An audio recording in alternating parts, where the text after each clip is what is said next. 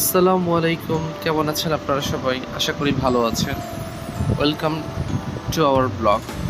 আমরা আজকে আমাদের কক্সবাজার ট্যুরের সেকেন্ড ডেতে আমরা এখন নাস্তা করতে এসেছি টেস্ট অফ নওয়াবে। এটি আমরা যে হোটেলটিতে অবস্থান করতেছি তার নিচে। আপনাদেরকে বলে রাখি, এখানে ওরা সকালে একটি কমপ্লিমেন্টারি ব্রেকফাস্ট দেয়, যেখানে 2টি লুচি, একটি সিদ্ধ ডিম, ভাজি, মুগ ডাল আর হচ্ছে হালুয়া, আর চাটা আনলিমিটেড। ডিম সবার জন্য একটি বরাদ্দ এবং লুচিও 2টি বরাদ্দ। আর তেমন কিছু এখানে দেখতে পেলাম না। আর কিছু আইটেম অ্যাড করতে পারলে মনে হয় ভালো হতো। যাই হোক, এখানে লুচি 2টা একদম গরম গরম ভাজা, আর সব খাবারই মোটামুটি ফ্রেশ লাগতেছে। আমরা যতবারই কক্সবাজার এসেছি, আমরা কমপ্লিমেন্টারি ব্রেকফাস্ট যেখানে পেয়েছি, এত লিমিটেড আইটেম কোথাও পাইনি। যাই হোক, দেখা যাক, ভাজিটাতে ট্রাই করি। বিসমিল্লাহ। ভাজিটা খুব সাদাসিধে, অতটা আহামরি না, মোটামুটি আমার কাছে আসলে অতটা ভালো লাগে নাই। দেখা যাক, এটার মুগ ডালটা দিয়ে একটু ট্রাই করব, এটা দিয়ে কেমন হয়।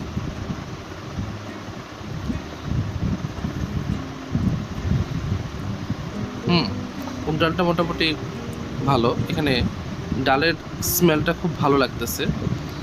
এখন হালুয়াটা দিয়ে ট্রাই করি। হালুয়াটা ভালো, এখানে মিষ্টির পরিমাণ খুব কম, চিনি খুব কম ইউজ করছে, যেটা একটি স্বাস্থ্যসম্মত খাবার।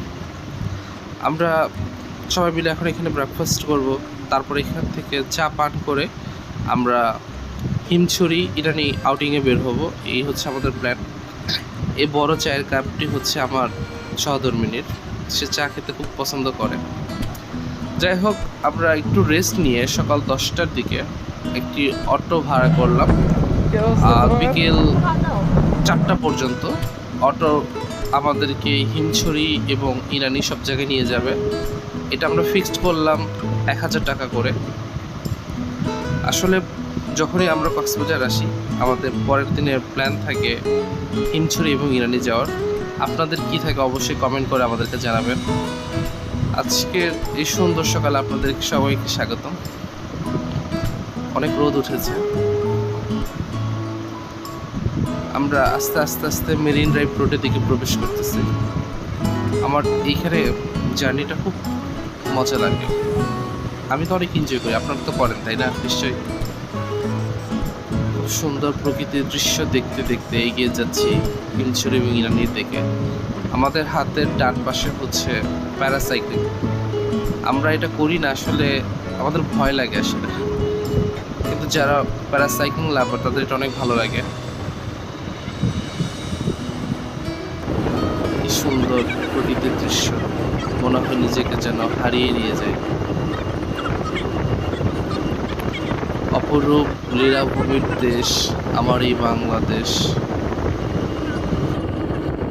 এখানের সিনারিওটা আমার খুব ভালো লাগে। ডান পাশে সমুদ্র আর বাম পাশে পাহাড়, যেন প্রকৃতির যত সৌন্দর্য সব একই স্থানে এসে মিলিত হয়েছে। অবশেষে আমরা সকাল 11টা 20-এ ইনানি এসে পৌঁছালাম। এখানে এসে আমার প্রথমে জিনিসটা করতে হলো, সেটা সানগ্লাস কেনার জন্য দাঁড়ালাম।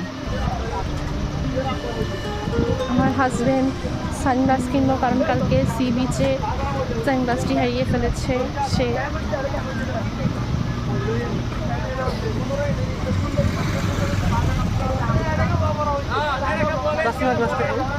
আসলে প্রচণ্ড রোদ তো, সানগ্লাস ছাড়া এখানে আবার একটু কষ্ট হয়ে যাবে। যাই হোক, কি সুন্দর অপরূপ দৃশ্য। যতবারই এখানে আসি, নিজেকে দমিয়ে রাখা যায় না প্রকৃতির সাথে মিলে যাওয়ার জন্য। আমরা এখানে ঘন্টাখানিকের মতো সময় স্পেন্ড করব, তারপর আমরা হিমছড়ি যাব। আসেন আমরা একটু সমুদ্রের আনন্দটা উপভোগ করি। সমুদ্র পাড়ে আমরা যখনই আসি, মনটা এতটা সতেজ এবং হালকা হয়ে যায়। কোনো অবসাদ, কোনো ব্যথা, ক্লান্তি কোনো কিছুই যেন আমাদেরকে আর স্পর্শ না করতে পারে, সেজন্য সমুদ্রের নোনা পানিতে একটু পা ভিজিয়ে নেওয়া। আমরা এখানে কিছু সময় পার করব, কিছু ছবি তুলব। ও বাই দ্য ওয়ে, একটা ইনফরমেশন আপনাদের দেওয়া হয়নি। আমাদের আজকে এই দিনটি অন্য একটি কারণে স্পেশাল। এই দিনটি ছিল বাংলা নববর্ষ, মানে আমরা পহেলা বৈশাখের দিন হিমছড়ি এসেছি। এটি আমাদের জীবনের প্রথম পহেলা বৈশাখে কক্সবাজারে আসা, তো তাই সমুদ্রের বুকে আমাদের একটু স্মৃতি করে রাখার জন্য দুজনের নাম লিখে একটু স্মরণ করে রাখার জন্য একটু প্রচেষ্টা করলাম আর কি। শুভ নববর্ষ রনি এবং সিদাদের পক্ষ থেকে আপনাদের সবাইকে। তো যাই হোক, কিছুক্ষণ সময় ওখানে পার করার পরে আমরা ইনানি বিচে আসছি, অথচ ডাব খাবো না তা তো হয় না। কিন্তু একটা জিনিস দেখে খুব খারাপ লাগলো, এখানে সবাই এক রেটে ডাব বিক্রি করতেছে। তো অনেক দামাদামি করেও লাভ হলো না। আমরা 150 টাকা করে 2টা ডাব নিলাম 300 টাকা।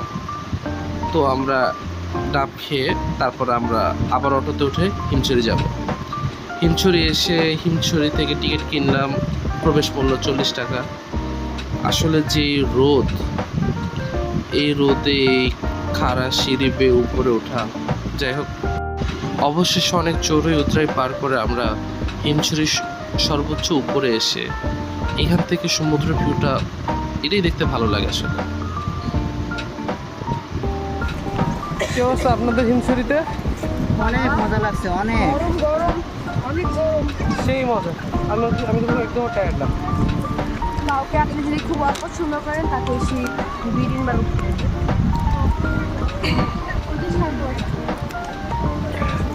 আমরা এখন হিমছড়িতে পাপে প্রায় সিদ্ধ যদি করতে হয় এভাবে সিঁড়ি উপরে উঠবেন, দেখার মতো কিছুই নেই। অনেক কষ্ট করে উঠেছি, কি করব। এখান থেকে শুধু সমুদ্রের ভিউটা দেখা ছাড়া আর তেমন আকর্ষণীয় কিছু নেই।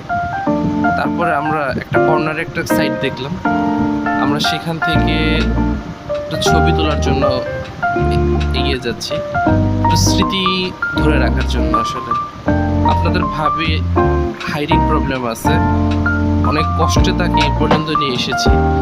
সে ভিডিও করতে সম্ভব নয়, বহু কষ্টে জোর করে সেলফি দেওয়া। অনেক ধকল গেছে, তাই একটু মাউন্টেন ডিউ খেয়ে নিলাম, কারণ টার্কি আগে জিতে। হিমছড়ি থেকে সোজা নেমে ঢুকে পড়লাম যে রেস্টুরেন্টে চোখে পড়লো, সিশাইন ক্যাফে অ্যান্ড রেস্টুরেন্ট। আমরা ডিসাইড করলাম আমরা এখান থেকে লাঞ্চটি সেরে নেব। তো অনেকক্ষণ সেট মেনুটা চোখ বোলানোর পরে আমরা যে 4টি খাবার পছন্দ করলাম সেটি হচ্ছে 4টি সেট মেনু। একটি হচ্ছে ইলিশ প্লেটার, যেটা প্রাইস 350 টাকা। আরেকটি হচ্ছে কোরাল প্লেটার, যেটা 300 টাকা। এটা হচ্ছে ভর্তা প্লেটার, এটা 240 টাকা। আরেকটা হচ্ছে লইট্টা ভুনা প্লেটার, যেটা হচ্ছে 280 টাকা। এই সবগুলো প্লেটার, মোটামুটি সবগুলো প্লেটারের মধ্যে 2টা জিনিস কমন, সেটা হচ্ছে ডাল এবং আলু ভর্তা। আর ওরা 3 পিস বা 4 পিস পরিমাণ শসা দিয়েছে প্রত্যেকটা প্লেটারেই। আমরা পাহাড়ে উঠে সবাই ক্লান্ত এবং ক্ষুধার্ত, তাই আর অন্য রেস্টুরেন্ট যাচাই করলাম না, এখানে আসলাম। আশা তো করা যায় খাবার ভালো হবে। খাবার থেকে খুব সুন্দর সুগন্ধ আসতেছিল এবং আমরাও প্রচণ্ড ক্ষুধার্ত, এজন্য হয়তো ক্ষুধার পরিমাণটা আরও বেড়ে গেছে। তো এরকম ক্ষুধার্ত অবস্থায় আমরা নতুন এক্সপিরিয়েন্স নিতে যাচ্ছি, পাহাড় ক্লাইম্বিং করে লাঞ্চ করা, কখন আগে পরে যেটা কখনো করিনি আমরা। তো মোটামুটি সবগুলো খাবারের রিভিউ আমি আপনাদেরকে দেওয়ার চেষ্টা করব। আমি প্রথমে এই কোরাল ভুনা প্লেটারটা ট্রাই করতেছি, যেটা প্রাইস 300 টাকা। মাছের পরিমাণটা মোটামুটি বড় সাইজে আছে। বিসমিল্লাহ। আমরা ফার্স্ট ডেতে যেখানে কোরাল ভুনা প্লেটার খেয়েছি, এটা ঠিক সেম ওইরকমই ভালো। আসলে কোরাল ভুনার ফ্যান হয়ে গেলাম কক্সবাজারে এসে। তবে একটু লবণটা বেশি দিয়েছে। এই হচ্ছে আমার ভর্তা প্লেটার, যেখানে শুটকি ভর্তা এবং ডিম ভর্তা আছে। শুটকি ভর্তাটা আসলে চমৎকার। একটু ডিম ভর্তাটা ট্রাই করি। ডিমটা মনে হলো একটু গন্ধ গন্ধ আছে আসলে। লইটা ভুনাটা ট্রাই করি, খুব নরম এবং তুলতুলে।